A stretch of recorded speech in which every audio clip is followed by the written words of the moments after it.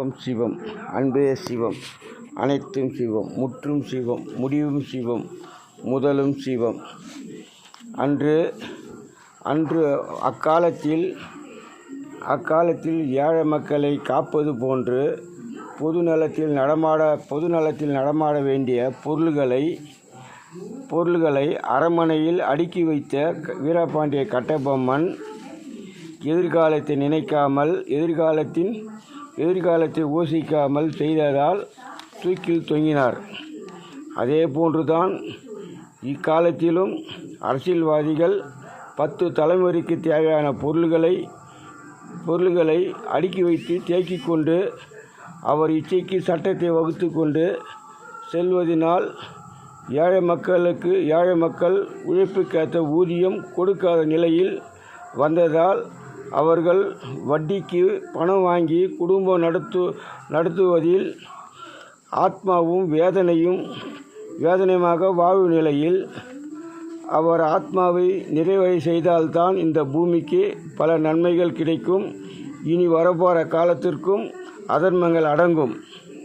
இல்லை என்றால் இன்னும் கடுமையாக சந்திக்க சூழ்நிலை வரும்போது அரசியல்வாதிகளுக்கு வீரபாண்டிய கட்டபொம்மனுக்கு ஏற்பட்ட நிகழ்வு தான் ஏற்படும். இது உறுதி. ஆகையால் ஒரே குடும்பத்தில் அரசு துறை வேலையை ஒரே குடும்பத்தைச் சேர்ந்தவர்களுக்கு 4 பேருக்கு, 5 பேருக்கு, 3 பேருக்கு, 6 பேருக்கு தருவதை அதை அடியோடு அந்த சட்டத்தை உடனடியாக தடை செய்து ஒவ்வொரு குடும்பத்திற்கும் ஒருவருக்கு வேலை தருவதாக ஒரு புதிய சட்டத்தை கொண்டு வந்து ஏழை மக்களின்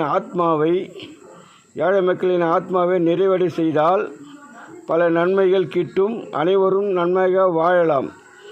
அமைதியாக காத்தால் வருவதை நீங்கள் மட்டும் சந்திப்பதில்லை.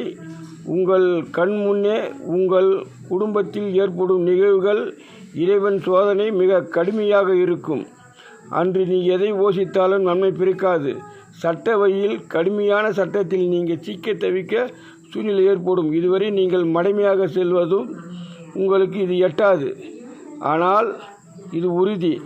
அமெரிக்கா கொண்டு வந்த சட்டம் மிக மிக நன்மை. அதை எதிர்ப்பு தெரிவிப்பவன் அனைத்து மனிதரும் திருடனே. ஆனால் அமெரிக்கா சட்டம் பூமி நிலையை கருதி கொண்டு வந்துள்ளது.